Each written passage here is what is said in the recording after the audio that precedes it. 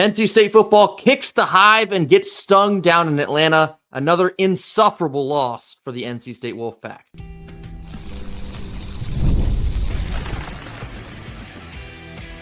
You are Locked On Wolfpack, your daily podcast on the NC State Wolfpack, part of the Locked On Podcast Network, your team every day.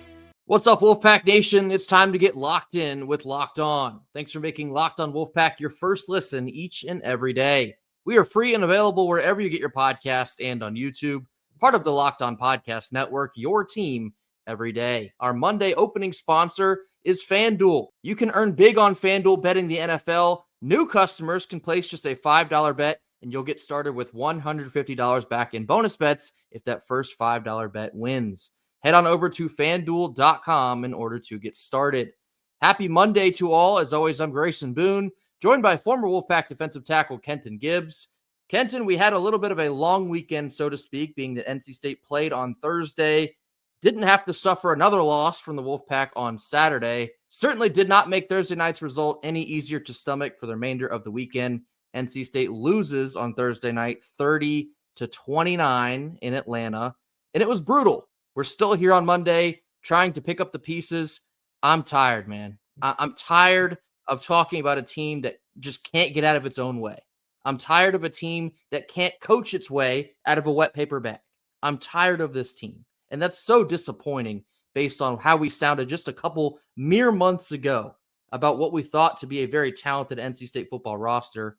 Now we're 5-6. We have one game left in the regular season. Obviously, it will be facing off with the Dirty Foot Club. More on that later in the week. We're going to have some big picture takeaways that you're going to want to stick around for at the end of this episode. But Kenton, how are we feeling here on Monday, still looking back on this horrible loss? I don't feel any better about it. And why would I?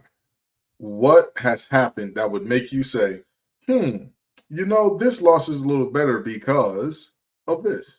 This loss is a little better because of that. Nothing along those lines has happened.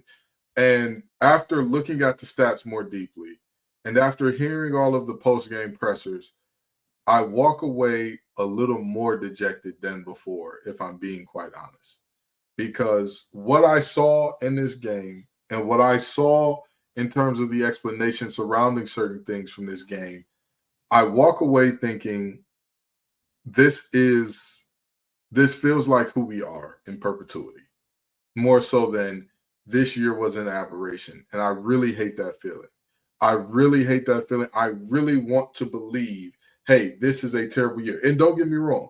On average, this is a down year per se, because again, Doran and Co have, banged out 8 a year at a very high clip. But I still sit here struggling to come up with, to quantify, how did we get here? How did we go from a team with so much promise, so much belief, so much, hey, this is our year, to now looking at, is this a year in which we can make it to a bowl game?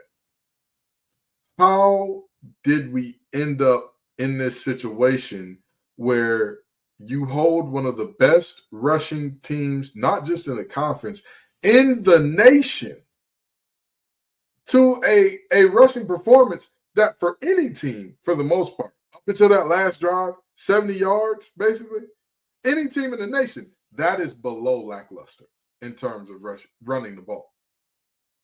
That is what, on average, if you're looking at 7, that's about 19 yards? I believe they had 76 exactly. So 19 yards per quarter there. And then we still end up with this result. It's disheartening. It's disappointing. And it's so frustrating because, again, you stop the thing that they're supposed to do best. You stopped the thing that, hey, if they can't do this, they can't win. You stopped it, and you still didn't win. How disappointing.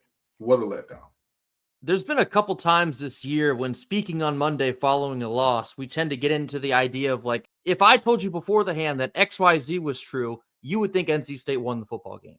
Here we are again here on Monday, and I have another one of those examples.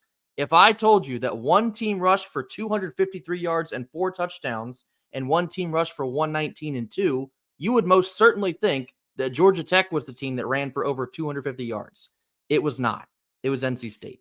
NC State only allowed Georgia Tech to rush for 119 yards, and you still found a way to lose the game.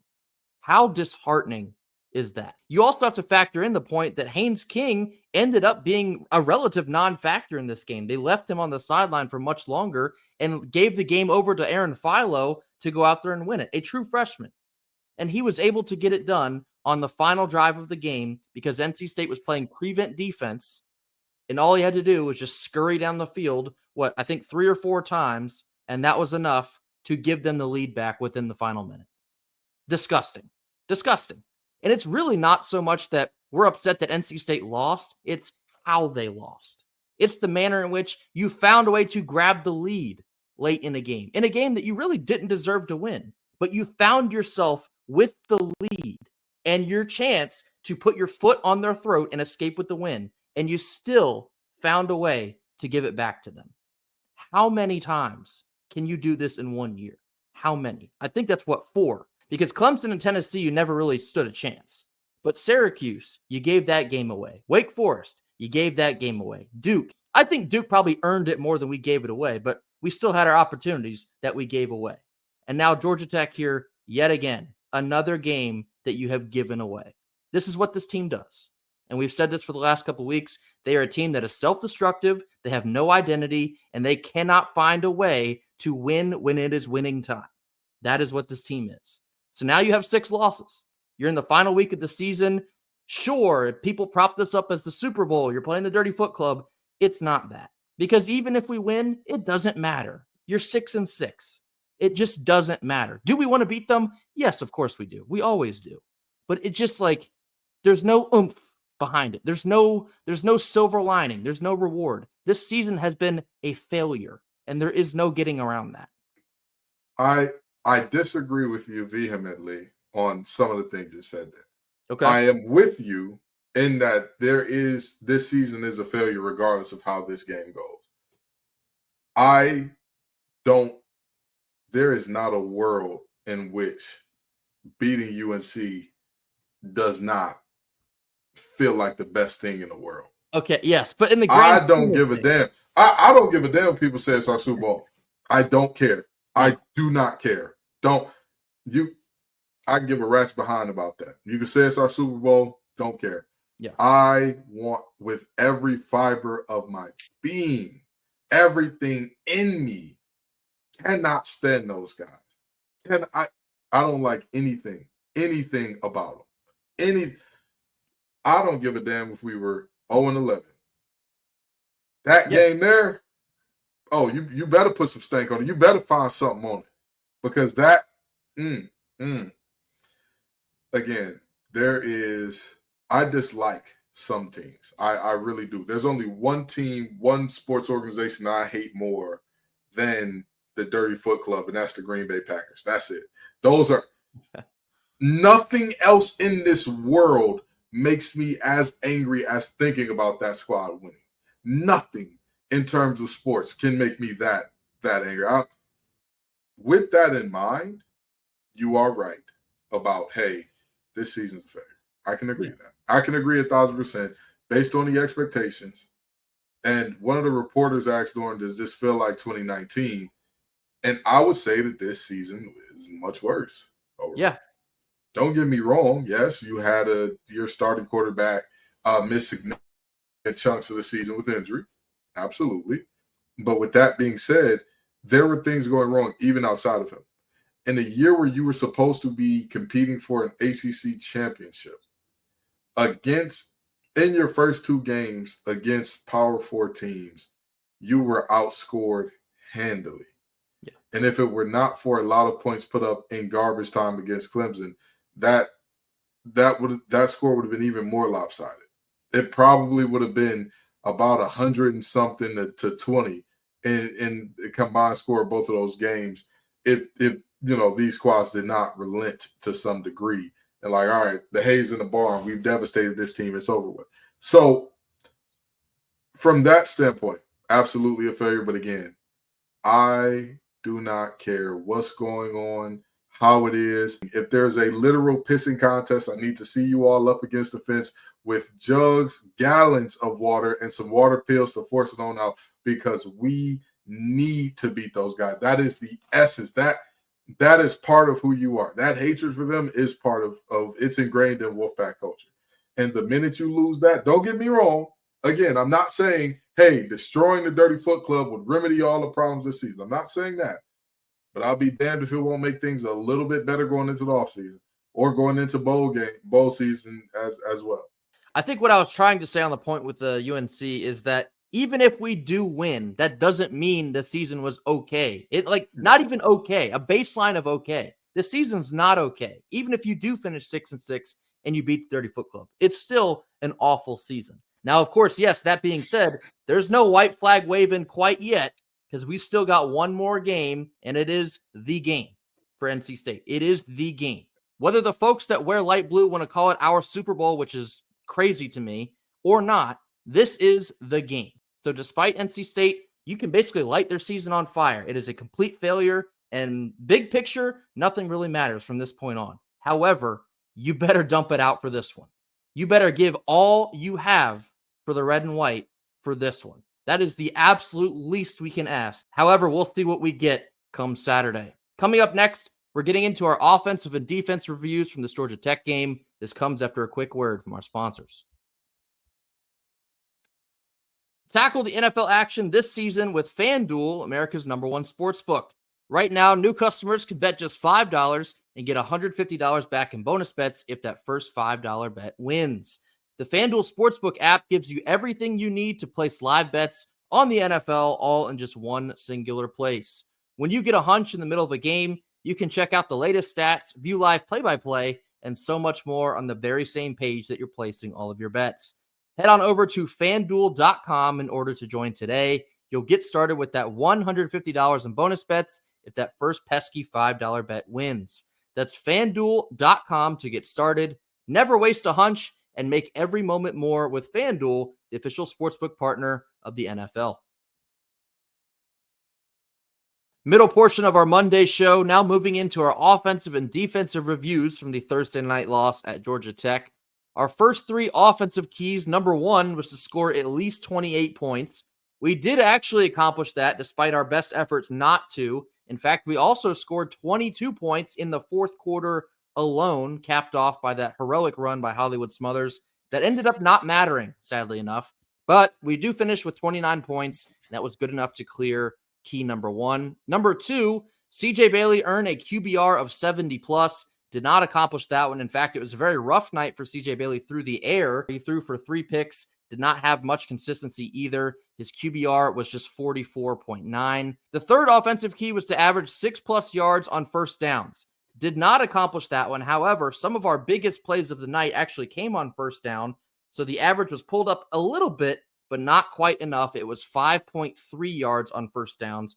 Fun fact for you, though, the first 4 first downs we had of the game, all 4 of them did not move the ball an inch. 0 yards. Pathetic. So we went 1 for 3 on offense. Now moving over to defense, number one was to hold Georgia Tech to less than 150 rushing yards. This one, I have wanted to bury my head in the sand because we accomplished it and we still lost. That is fundamentally ridiculous. You did what you had to do defensively to win this game, and yet you still find a way to lose. Unbelievable. You did get that one, however. The second key was to accomplish at least one field flipper, which is flipping the field past the 50-yard line. Did not accomplish that one. We did turn them over once, which was an interception. However, it came, I believe it was in the end zone from Bishop Fitzgerald. Not good enough to flip the field. And the last one was must have less than 12 missed tackles. We did actually accomplish that one. Believe it or not, defense did enough until the last drive, that is, to win this game. They were able to get off the field, force some fourth downs. They did a good enough job all night until it was 1 of 3 on offense, 2 of 3 on defense, 3 of 6 overall. Kenton, how do we feel? This is just a clear case of can't get right-itis. Yeah. It's a clear case. You know that you got a bad case of can't get right-itis when teams beat you with their weakness. Yes. That's a clear sign. Generally speaking, when you take away a team's best thing, if anybody tells you coming into this game, Haynes King will be a non-factor. They will rush for under 150. As a matter of fact, going into their last drive, they will have 80-some-odd rushing yards. As a matter of fact, going into their last – and on top of all that, NC State will score more than 28 points. If those factors were combined, nobody would say, you lose that game. There's a high probability that you lose that game. And yet, here we are talking about a postmortem for a loss. This team has as bad of a case of can't get right-itis as I have seen. And it's really, really embarrassing because, again, it's like, why can't you get right? Why can't you figure it out? What is the problem that, again, when you actually do things right, when you actually show up in a way that's like, hey, you've done all that it takes to win, you just have to finish out with that little bit. You're just that little bit away. You seem to miss it. And again, the tragedy of it all is even if you are a person who's saying, hey, this team, I'll never give up on them. I'll keep believing them and all that. I'm with you. I never believe in giving up on a team regardless. But what I do know is you have to look at a team and be honest about what they are. Right. And when I look at this team and I'm honest about what they are, again, they're a team that is extremely talented, that I don't particularly feel like is put in great positions to win ball games via the coaching. Yeah. Quick question, Grayson. How many touches did Justin Jolie have? 3. Another question. How many touches did KC have past the line of scrimmage? He had 4 in total, but I think I know what you're getting at. I think he did run at least one screen in this game. And one of those touches was as a rush, correct? Yes. Wesley Grimes, how many touches we got there, Grayson? He had just one catch. Noah Rogers, what we got? Noah Rogers had 2. Really interesting things happening there, ain't it, Grayson? I got a better one for you. I don't know if you know this or not. Guess who our leading receiver was? Hollywood Smothers? Jordan Waters. Wow. 3 catches for 45 yards. On what planet should that be the case? What a time. And that's what I mean by, and don't get me wrong, did CJ Bailey have a banner game? No. Did CJ Bailey have the type of game where you're like, hey, I'm expecting this? And our offensive line performed extremely well. But that's what I mean by is can't get right-itis, because all year we played the Dr. Jekyll and Mr. Hyde game with our offensive line. We didn't know which one's going to show up. We got the best version. We got the maulers tonight. We got guys who were moving people around. We were the more physical team and won the line of scrimmage. Every statistical category that indicates that says NC State did such. NC State did as much. We beat them at their game and lost. Ladies and gentlemen, that's can't get right-itis if I've ever seen it. And something else on the defensive side, we talked about Haynes King being a relative non-factor. You know who else was shockingly not a factor? Jamal Haynes. 13 carries for just 36 yards. He averaged 2.8 yards a carry. That is doing your job. We warned everyone coming into this game, Jamal Haynes is a nightmare. Like, he's going to play in the NFL because he is that good. And we made him look like he wasn't that good. And you still lost. How do we keep finding ways to lose these games? I mean, what else can you say? But you know what? I love what you just said there. How do we keep finding ways to lose ball games? Yes. Because again, I am very genuinely curious as to if there was any unit on this team. If there were 2 units on this team that I would say, or at least if I'm talking units on defense and ranking them, my defensive backfield would be they wouldn't be the bottom group. I'd say I'd say them in defensive line, it's close. I give defensive line the slight edge there. Would you agree with that, Grayson? Yes. So why you don't trust them? You've trusted them all game. You have trusted that group all game long. And not only have you trusted that group, what results did trusting that group give you? What results did you get when you look at that and say, hey, we trusted the defensive backs, we trusted the linemen, we trusted us to play our game? What were the results of that? Well, let's look at the results, shall we? In terms of all of Georgia Tech's points, you get 7 points on the interception return, right? So now you're down to the defense allowing 23 points. But then you look at how all of those 23 points came. Field goal where you allow 50 yards on the drive. Field goal where you allow 40 yards on the drive. And a touchdown where you allow 3 yards on the drive, and the touchdown where you allow 75. So do you get what I'm saying, Grayson? When you look at drives where Georgia Tech was asked to drive the entire field, make something happen, drive the entire field, you had one drive of 50 or more yards. One. So again, why you don't go with who brought you to the dance? Why, as an aggressive, attacking, downhill defense, all of a sudden you say, well, he's a true freshman. No, I want to force a true freshman in the biggest moment to make that perfect throw. I want to make you make that throw. And if you beat Cisse over the top, I live with that. If you beat Aiden White over the top, hey, you got us. You beat T-Mac Cooley over the top, hey, you did your thing. You beat Bishop Fitzgerald over the top. You beat DK Kaufman over the top. I'll tip my hat and I'll say, hey, that freshman showed up in a big moment. But to give them the ability to say, you know what, we've run a certain defense all game, and that certain defense, again, how many drives of 50-plus yards before the last drive, Grayson? Just How one. many times did they say, oh, we're going to punch it into the end zone before that, Grayson? Not a single time did they drive a full field and get a touchdown against the defense that you're putting out.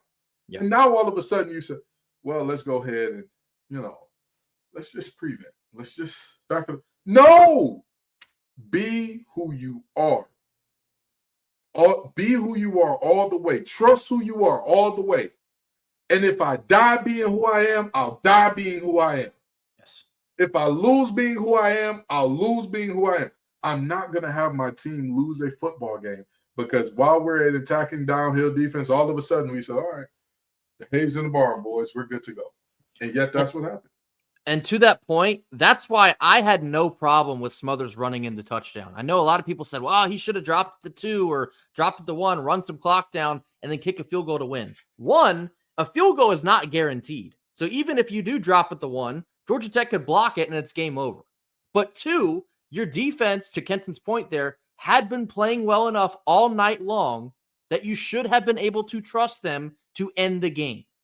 I had no problem with Smothers running in that touchdown. That puts you up 6 points, and the defense, like Kenton told you, had only allowed a drive of 50-plus one time all night long.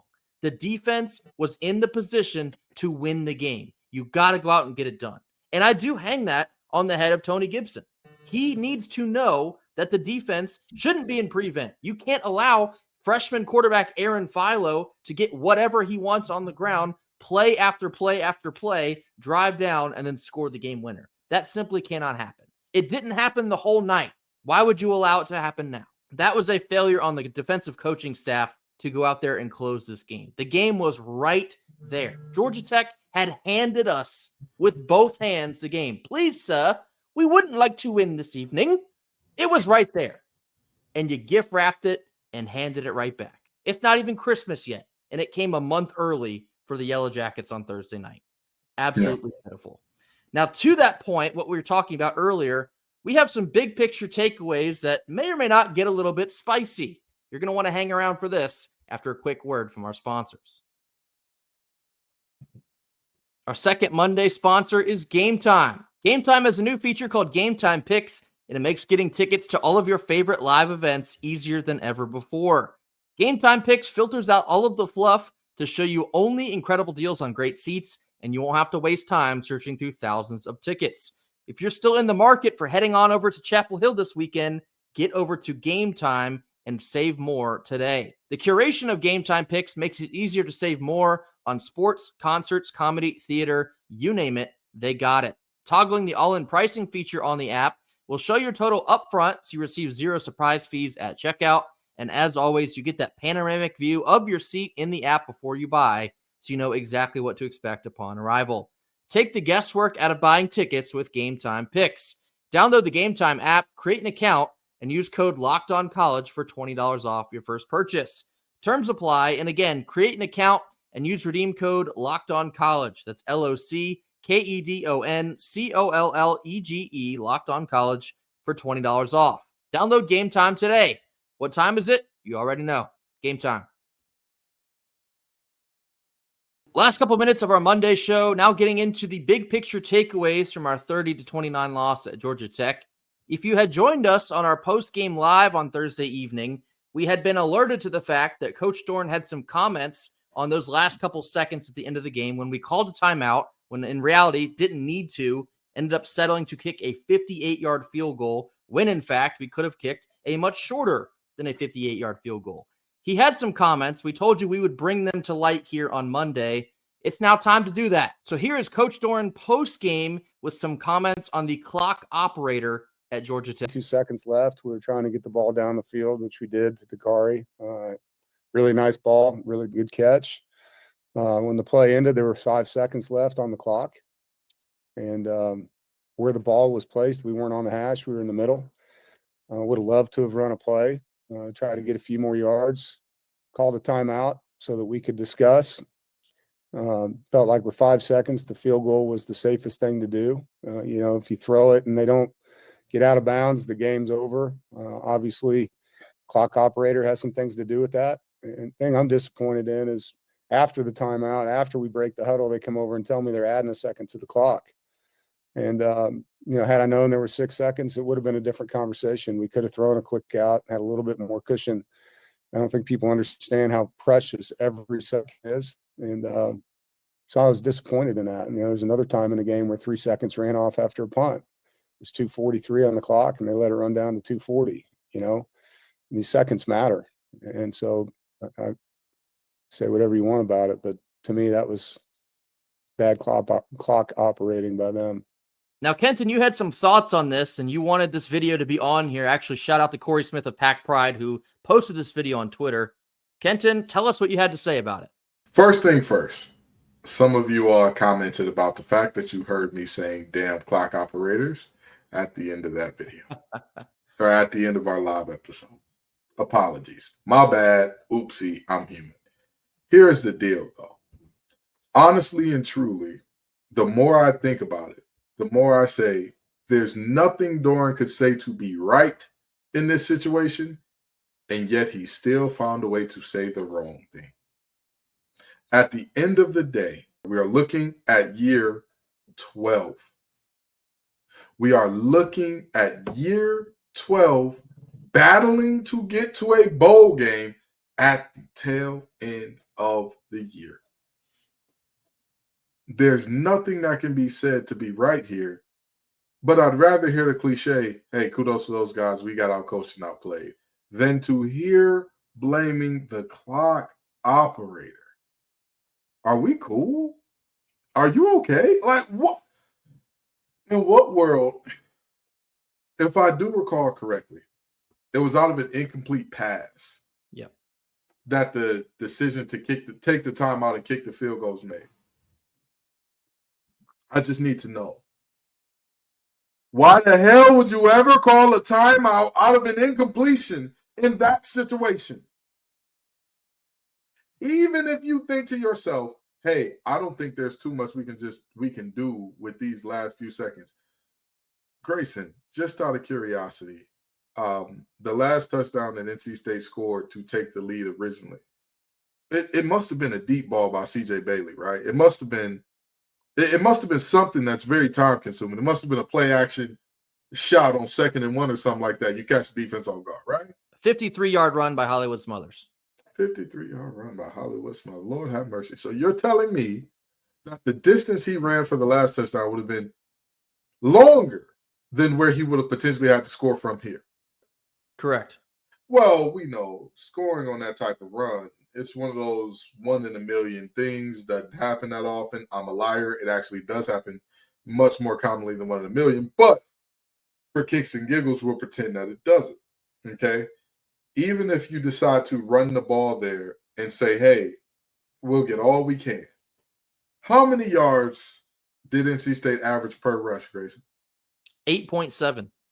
8.7. So we'll round up to 9, and we'll say you take 9 off the field goal. That takes the field goal from what to what, Grayson? From 58 to 49. In what world is that not a better deal? And guess what you still have in your back pocket? Because it's an incompletion and you're a smart guy. We ran 4 seconds off the clock. Timeout. Oh, the additional second changes things. Okay. It's so embarrassing. It's so embarrassing to operationally how this kick went. The reality is you iced your own kicker. Yeah. Like, that's the craziest part about this. That's the part that nobody's talking about. And I know some people feel like it's not icing if you don't wait till he gets lined up and is about to attempt a kick before calling the timeout. I get that. But you, in essence, iced your own kicker here because after an incompletion, you call a timeout to give your kicker more time to think about this. What are we doing here, man? What are we doing here? What the hell does the clock operator have to do with that? You didn't have to call that timeout at all. At all. It's, again, my big picture takeaway from this is there was nothing for Doran to say that would have been right because, again, in year 12, we're talking about, we're just finding ways to lose, but he said the wrong thing. And, again, at this point in time, if you feel like, hey, Doran's not the guy to get us to the promised land, he has raised the floor, but he's not the guy to get us to the promised land, I get it. I completely understand it because we have seen no evidence to the contrary up to year 12. If his tenure was a young person, it probably would have seen his first rated R movie and had its first kiss by now. Year 12. And we're still sitting here saying, well, if a couple plays go differently, well, if the clock operator does a little differently, to hell with the clock operator. To hell with what the officials are doing. You need to have it in a way that we cannot put this game in this type of situation. I get letting your coordinators cook, but when you see a thing, hey, their quarterback just ran for 18 on something that you like to do in these situations, keep a spy on them. Keep a spy. How many times did it not hurt us against Wake Forest, Grayson? Yep, sure did. Be running on 4th down? Sure did. Has it not hurt us in the past? How many times do we need the same thing to kill us before we finally say, hey, we should probably do something about that, huh? You might want to. It's just disappointing. For me, my big picture takeaway is there's basically always an excuse. There's always an excuse and seemingly very little accountability. And that's been consistent across the entire Doran tenure. And I think when it all kind of boils over in this year, it just becomes a larger issue to bang the table over. There's always an excuse and very little accountability. Blaming the clock operator is nowhere near how this game was lost. Like, not even remotely close. We just talked about how the play before was an incomplete pass. The clock was already stopped. Whether you had 5 seconds or whether you had 6 seconds, you still have time and a timeout before you burned it to gain more yards and put your kicker in a better situation to win the game. And what did you do? You blew the timeout. You settled for a 58-yard field goal, putting Colin Smith in the game to kick it, who, again, has not attempted a field goal for the entire season. Not to say he's not capable, but you haven't been in that situation. This is the result you get. There needs to be accountability by the coaching staff for losing this game when it was literally set into your lap ever so kindly by the Yellow Jackets. There needs to be accountability for fighting for bowl eligibility in week 12 when this team was supposedly going to compete for a championship. That didn't come from us. That came from the coaching staff. Mm-hmm. They said their goals were to compete for a championship. And then all of a sudden the narrative changed. Well, this may take some time. There's a lot of new players. That's an excuse. Where's the accountability? It's the same thing. It's always an excuse, and there's very little accountability. And that's why we're 5-6. We have to play at Chapel Hill for our bowl eligibility lives, and it's embarrassing. It's embarrassing. We're in year 12, and this is what we're talking about. It's embarrassing. There's very little accountability, and there seemingly never has been. That'll do it for us here on Monday. Be sure to hit that like button. Drop your comments in the comment box. Give us all of your remaining thoughts on the 30-29 loss at the hands of Georgia Tech on Thursday night. Tell us what you think about how the offense performed, how the defense performed, and our big picture takeaways for you here on Monday. If you have any of your own, drop those in the comment box as always. Be sure to mash that subscribe button. We'll see you right back here tomorrow on Tuesday for more. And until then, go Pack. Go Pack.